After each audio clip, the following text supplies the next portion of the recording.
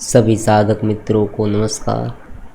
आज एक बहुत ही सुंदर प्रश्न है, उन पर चर्चा करेंगे, फिर लास्ट में एक कंक्लूजन पर आएंगे और क्या करना है उनके बारे में भी सोचेंगे। एक साधक ने फिलहाल अभी एक प्रश्न पूछा था कि गुरुदेव प्रणाम, अगर हम अमनीकरण मतलब अगर हमारा मन नहीं रहेगा तो ये सब कार्य कैसे होंगे। अगर हमारा मन नहीं रहेगा तो ये सब कार्य कैसे होंगे। अब ये प्रश्न उसे जरा समझे।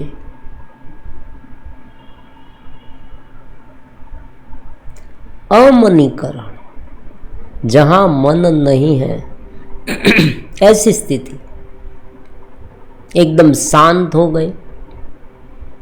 पहले मन क्या है ये समझे। जब हम संकल्प विकल्प करते हैं, कुछ भी सोचते हैं, कुछ भी, अगर आप ये सोचते हैं कि मुझे कल यहाँ जाना है तो मन उत्पन्न हुआ। अगर आप ये सोचते हैं कि इन पास्ट मेरे साथ ये सब हुआ था तो मन उत्पन्न हुआ। कोई इंद्रिय के अलग अलग विषयों के बारे में सोचते हैं तो मन उत्पन्न हुआ। उस विषय को मैं भुगत रहा हूँ ऐसी कल्पना करते हैं तो भी मन उत्पन्न हुआ। आँखों से देखा, कानों से सुना, तुरंत कल्पना शुरू हो गई तो मन उत्पन्न हुआ। तो अमनीकरण कैसे होगा। हमारी आँख खुली है, हमारे कान खुले हैं। देखो, यहाँ व्यवहारु तत्व ज्ञान हम समझने की कोशिश करेंगे ताकि साधना में वास्तव में विकास हो हमारा। क्योंकि बहुत लंबे समय से इस विषय में हम जुड़े हैं और क्या क्या ऑब्स्टेकल आए साधक के साधना काल में ये हमें पता है।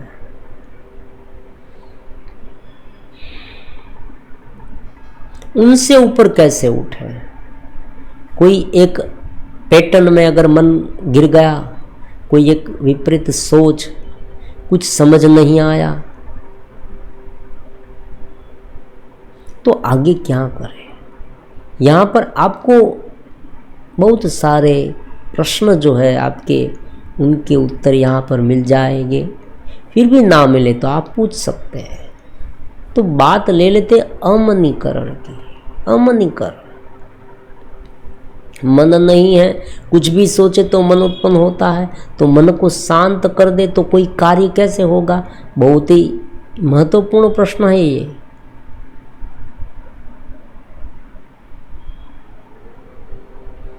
ऑफिस में काम कर रहे हैं, घर में काम कर रहे हैं, बहुत सारी रिस्पॉन्सिबिलिटी है हमारे पर। ऐसी बात तो नहीं है कि सब कुछ छोड़ दिया है और जंगल में बैठे हैं, ऐसी बात नहीं है। जगत में रहते हैं, बहुत सारी मुश्किलें आती हैं, बहुत सारे प्लानिंग होते हैं। तो अमनीकरण कैसे होगा। मन नहीं, ऐसी स्थिति कैसे करे।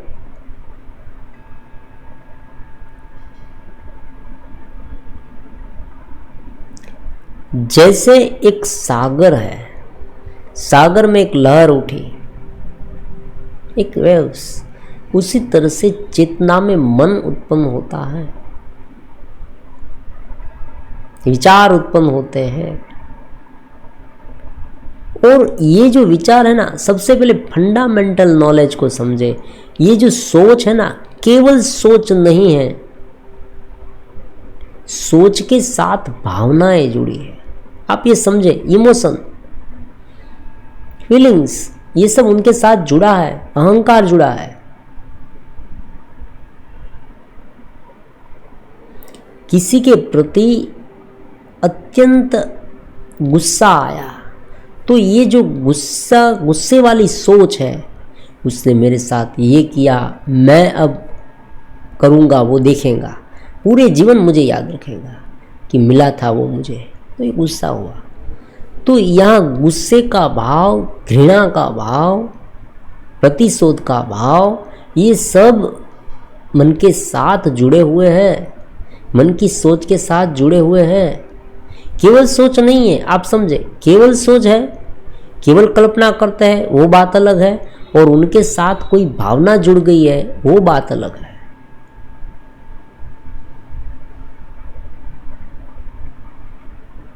ऐसा चित्र देखा कि वासना उत्पन्न होने लगी, तो वासना से पूरी इंद्रिय जो है, जो हमारा मन है, वो भर जाता है और अलग अलग प्रकार के आवेग आने लगते हैं। तो ये बात है वो भावना की है, प्रेम की है। अच्छी भावना भी होती है, ऐसी बात नहीं है, दया की है, अनुकंपा है, अनुराग है।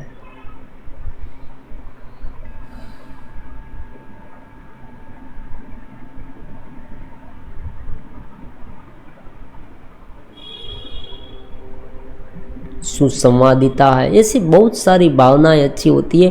कार्य करने की इच्छा है, ये सब भावना है, अलग अलग भावना। तो ये जो फीलिंग्स होती है वो सोच के साथ मिलकर हम पर बार बार अटैक करती है, हमें अपने ज्ञान से, तात्विक चिंतन से, हमारी चेतन स्थिति से विचलित कर देती है। लेकिन यहाँ प्रश्न क्या है? प्रश्न ये है कि अगर मन को शांत कर दे, वेव्स को शांत कर दे, तो फिर कार्य कैसे होगा? यही बात यहाँ समझनी है तत्व ज्ञान से, तात्विक रूप से।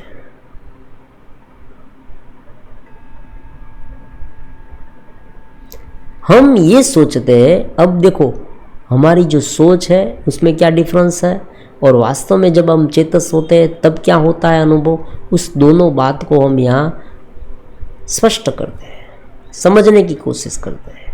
हमारी समझ ये है कि हम बहुत सोचेंगे ना तभी काम होगा। कोई भी काम करना है तो हमारी ये सोच है कि हमें सोचना पड़ेगा, बहुत सोचना पड़ेगा।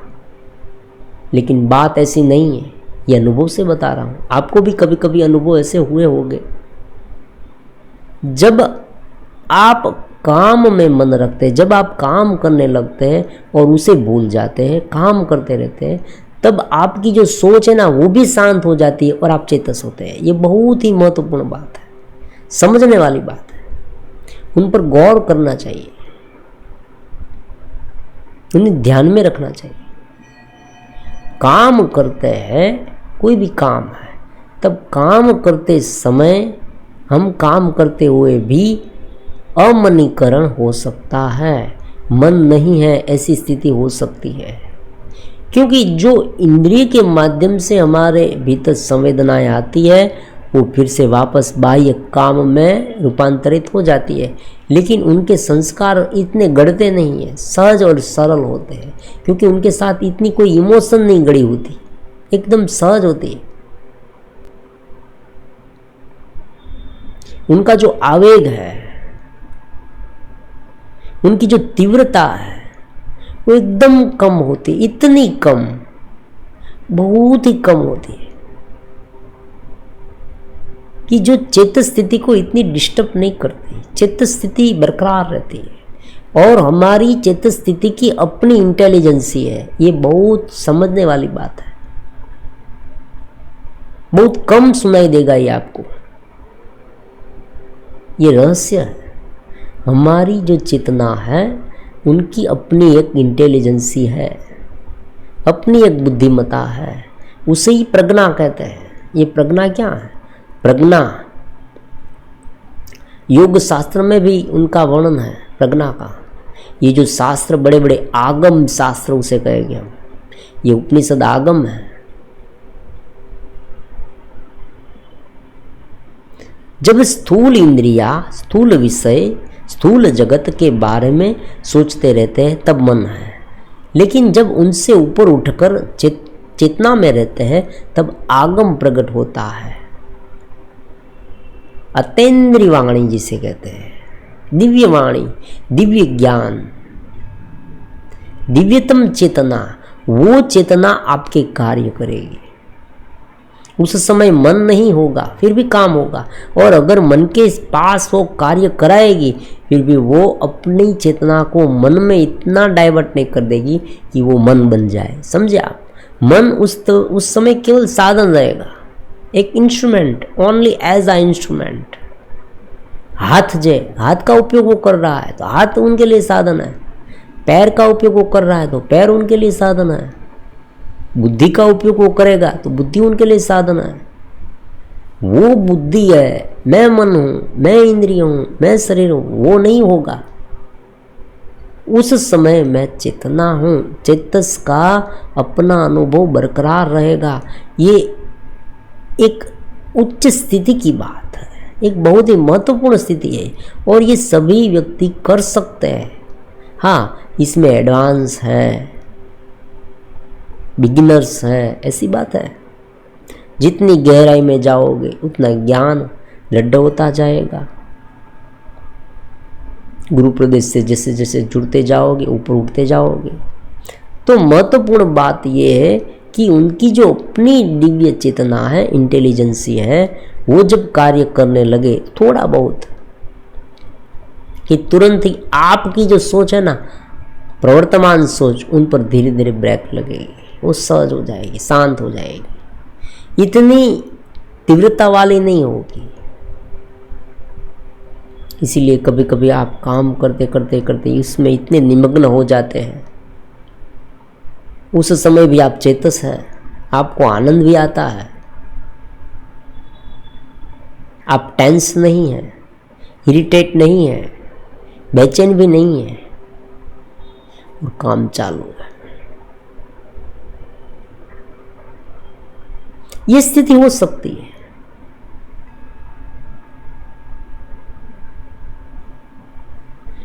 उस स्थिति को अमनीकरण कहा गया। इस समय मन नहीं है फिर भी काम चालू है, फिर भी आप सब कुछ करते हैं। किसी व्यक्ति पर दया करना है, किसी व्यक्ति पर किसी को मदद करनी है, लोक हितार्थ कर्म करने हैं, अपनी ड्यूटी, अपनी जो फर्ज है, अपना जो कार्य है, जो आपको अलॉट किया गया है प्रकृति से, परमात्मा से,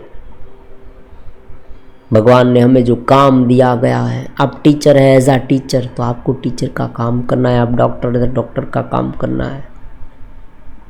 तो आप उस काम करते समय चेतस रह सकते हैं, अमनीकरण रह सकते हैं, क्योंकि आपकी अपनी चेतना की अपनी इंटेलिजेंसी है।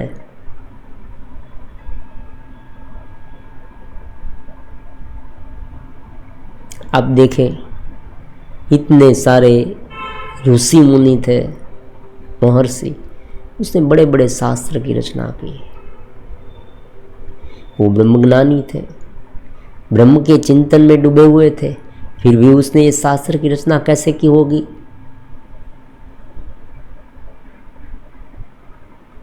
तो उनका जो स्टेज है वो मन के घेरे में रहकर, इंद्रिय के विषय के घेरे में रहकर, इस जगत के घेरे में फंसकर नहीं किया गया है, उनसे ऊपर उठकर किया गया है। इसीलिए उसे प्रज्ञा की जागृति कहते हैं, दिव्य चेतना की अनुभूति कहते हैं, अमनीकरण कहते हैं। क्योंकि वहां मन इतना गाढ़ नहीं होता कि मैं मन हूं, ऐसा हमें समझ में आने लगे। ये अहम भाव युक्त स्थिति नहीं है, ये ब्रह्म भाव युक्त स्थिति है, परम भाव युक्त स्थिति है।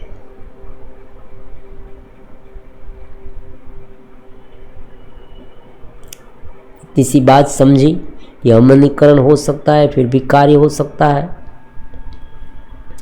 थोड़ी बहुत इनमें कंडीशन भी है कि जो आप काम कर रहे हैं उस समय मुझे बहुत काम करना पड़ता है, मुझे ही करना पड़ता है, दूसरे का काम मुझे करना पड़ता है, ये सोच है ना। और दूसरी सोच, इस काम से मुझे क्या मिलेगा। अब तीसरी सोच, मैं इतना बड़ा हो जाऊंगा, इस काम में इतना सफल हो जाऊंगा, फिर ये होगा वो होगा, ऐसे दिवा स्वप्न बार बार। ये सब धीरे धीरे धीरे धीरे ऐसे उलझा देते ना कि फिर काम में आनंद, जो हम कार्य करते हैं उसमें आनंद नहीं आता, और वहाँ हम फंस जाते हैं, चित्त स्थिति बिल्कुल डिस्टर्ब हो जाती है। मैं अलॉट किया गया है, मैं निमित्त हूँ, मुझे कार्य करना है और मैं करूँगा, अत्यंत बहुत ही अच्छे तरीके से करूँगा, ठीक से करूँगा, मेरी पूरी की पूरी शक्ति उसमें लगा दूंगा और काम को शांति से, नृत्य से आनंद में रहकर करूँगा। धीरे धीरे धीरे आप उस कार्य में सजग रहेंगे और उस सजगता में चेतस रहेंगे, फिर भी वो आप ये कार्य कर पाएंगे। क्योंकि कर्म के साथ चेतना का सामंजस्य बहुत जरूरी है, वरना चित्त स्थिति टिक नहीं पाएगी।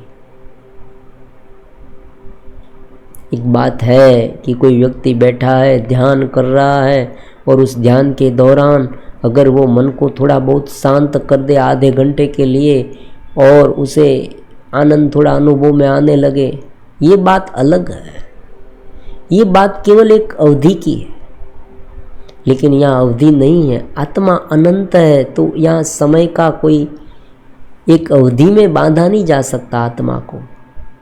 चेतना अनंत है और उस चेतना का हम अंश है, तो हम भी अनंत है। ये शरीर तो एकमात्र पड़ाव है, उनके साथ संसर्ग है, उनके साथ उनका संसर्ग हुआ है, और उनके माध्यम से हम ये अलग दिख रहे हैं, अलग सोच रहे हैं कि मैं ये हूँ वो हूँ,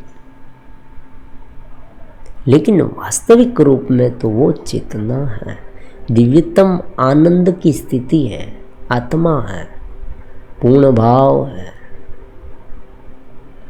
घेरा जितना लूज होगा भीतर से, हमारी सोच घेरे में जितनी नहीं है, उतना हम ब्रह्म भाव में है, परम भाव में है। यहाँ पर यह भी है कि अगर कोई व्यक्ति केवल बैठा है, तो उनका मतलब ये भी नहीं है कि वो ब्रह्म भाव में है।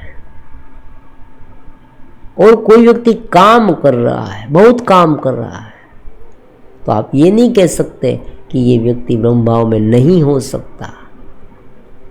वो चेतस होकर काम कर सकता है।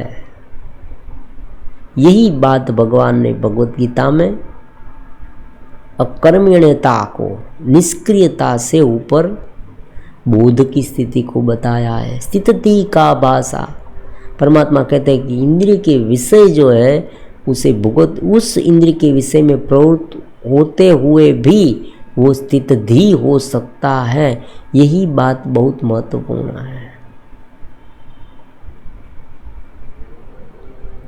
जगत में है, फिर भी जगत से पर है। ये स्थिति डेवलप करने के लिए हमें प्रयास करना पड़ेगा। मान लीजिए साइकिल है, किसी को साइकिल नहीं आती तो साइकिल सीखनी पड़ेगी, बैलेंस सीखना पड़ेगा। एक रस्सी पर चलने वाले जो है अपनी कर्तव्य दिखाते हैं सबको, लोग तालियां बजाते हैं, तो वो सीखता है, धीरे धीरे अपने आप को उस तरह से ढालता है जिस तरह से चलना चाहिए। पहले वो थोड़ा बहुत लड़खड़ाएगा, गिरेगा भी, फिर से कोशिश करेगा, धीरे धीरे धीरे धीरे धीरे चलने लगा। जब व्यक्ति समझ जाता है कि बाहर की जो चीज वस्तु है वो नित्य परिवर्तनशील है, नाशवंत है, और ये तो होने ही वाला है और होता ही रहेगा, इसमें मैं इधर उधर का होता रहूँगा, कभी दुखी होगा, कभी सुखी होगा, कभी चिंता करूँगा, कभी हताश हो जाऊँगा, कभी टूट जाऊँगा, कभी बिखर जाऊँगा, कभी भय से थर थर काँपने लगूँगा, कभी किसी पर निंदा करने लगूँगा। तो ये केवल एक मैकेनिज्म है। ये हमारी बॉडी है ना, वो एक मैकेनिकल रचना है, मैकेनिज्म है, एक तांत्रिक, भगवान की एक यांत्रिक रचना है, माया है।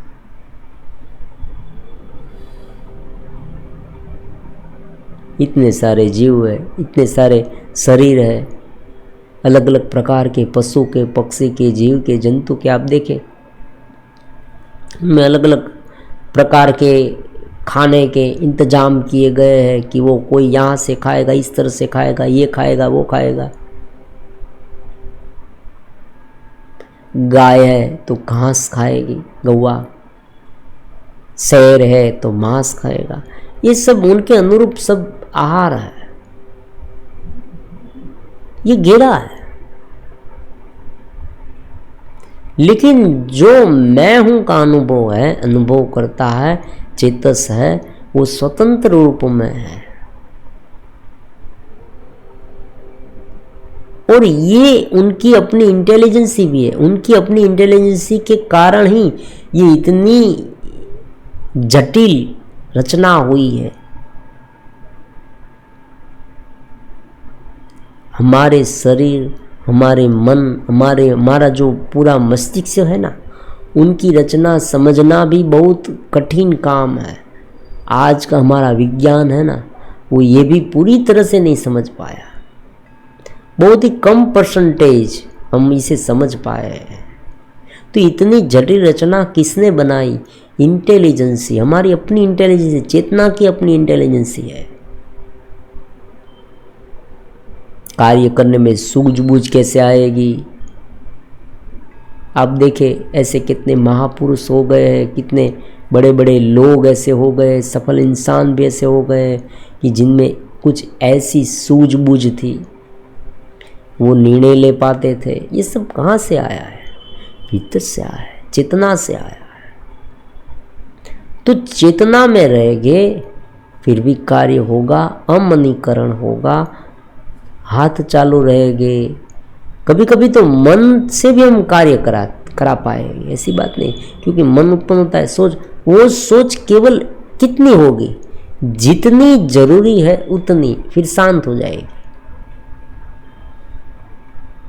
उनके साथ कोई राग वाली, द्वेष वाली, ईर्ष्या वाली, भय वाली, चिंता वाली, हताशा वाली, इरिटेट हो जाते हैं वो वाली, कोई अत्यंत वासना है वो वाली, ये सब जब इमोशन गिर जाती है तब यही सोच एक घेरे का रूप ले लेती है। और ये घेरा जो है ना, वो हमें बांध देता है, घेरे में गिर लेता है, चेतना को घेर लेता है। इसलिए हम इसे घेरा कहते हैं।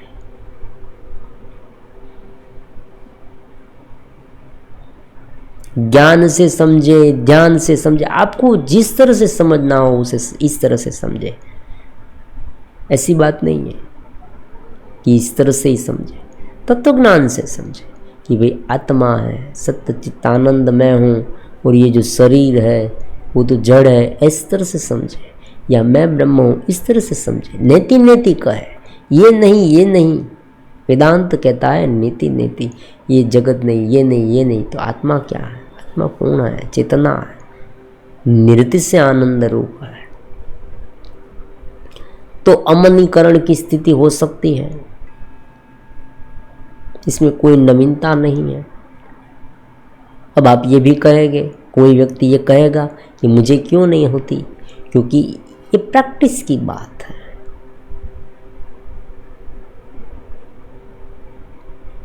हमें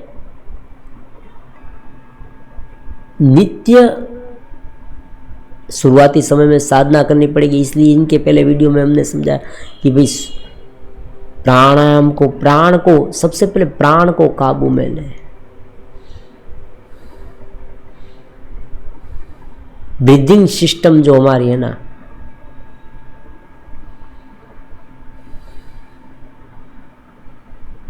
उनको काबू में ले, उनको समझे। फिर जो मन इधर उधर भटकता है तो एक कार्य में उसे फोकस करना सीखे, अवेयर होए, कॉन्शियसनेस हो।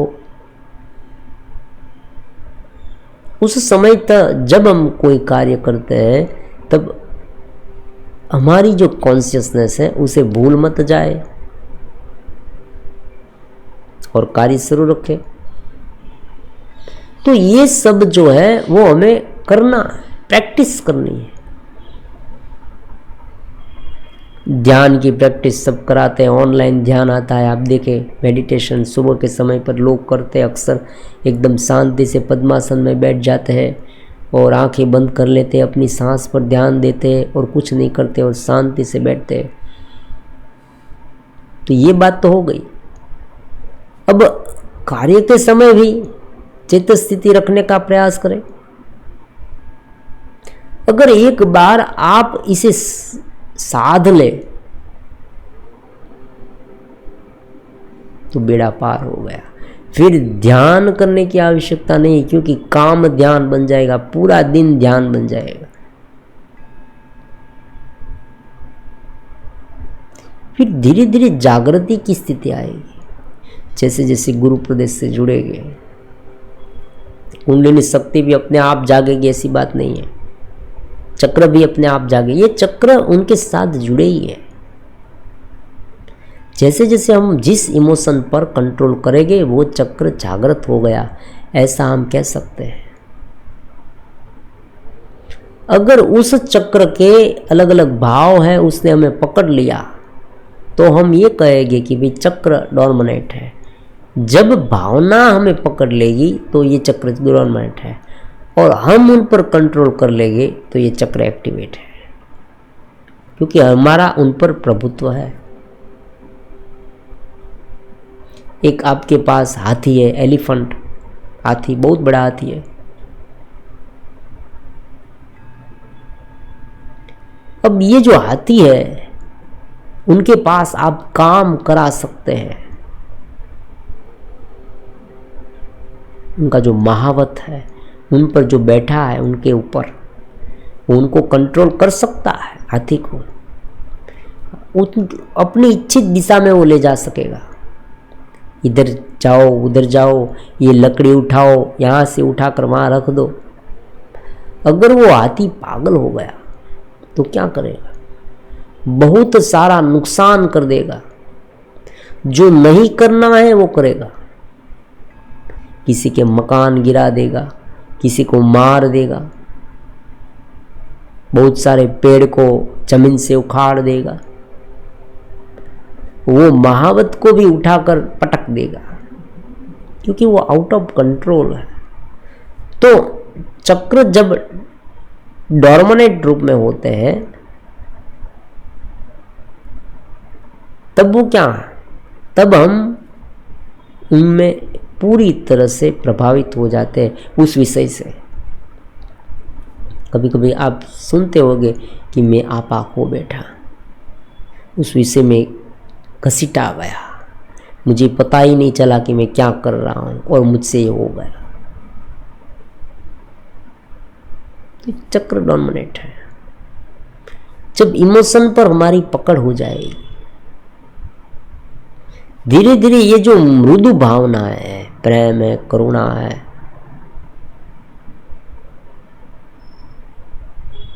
सद्भाव है, वो धीरे धीरे जगते जाएंगे।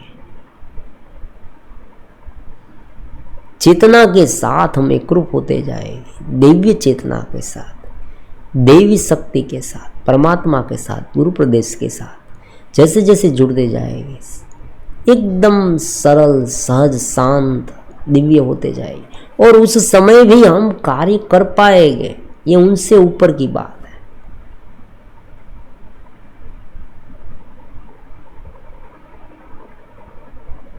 कार्य करेंगे कोई भी, और कार्य करते समय अगर भूल जाते हैं और उस कार्य के अनुरूप विपरीत संस्कार हम पर हावी हो जाते हैं, तो समझना कि ये जो चेत स्थिति है वो अभी तक हमारे पूरे वश में नहीं, हम उसे पूरी तरह से उनमें रह नहीं पाते।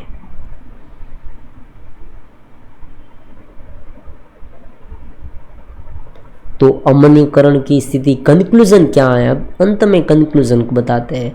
कंक्लूजन ये है कि कोई भी कार्य करे उस समय उनके अलग अलग जो भाव है उन्हें अपने आप पर पकड़ने नहीं देना। ठीक है, ये चलता रहता है। एक ही शब्द हमारे पास है, मैं तो अपना काम करूँगा, मैं निमित्त हूँ, मैं अपना काम करूँगा, ये तो होता रहेगा। मुझे उनका टेंशन लेने की कोई ज़रूरत नहीं है। काम सब इंद्रिय से होते हैं, मैं तो चेतना हूँ, चेतस हूँ।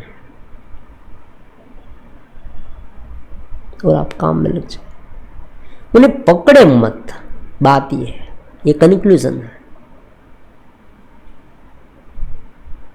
आज काम हुआ, भूल जाए, कल काम करे, उसके बारे में निरंतर रात और दिन वही सोचते रहे, वही फिर मैं ये करूँगा, फिर मैं वो करूँगा, फिर उनके पास जाऊँगा, ये करूँगा, उसे दूंगा, ये करूँगा, उसने मुझे ये किया, ये किया। ये जो सोच है ना, वो इतनी उलझा देती है कि धीरे धीरे पूरी तरह से डिस्टर्ब हो जाते हैं। तो कंक्लूजन इतना है कि शांत रहे, चेतस रहे और कार्य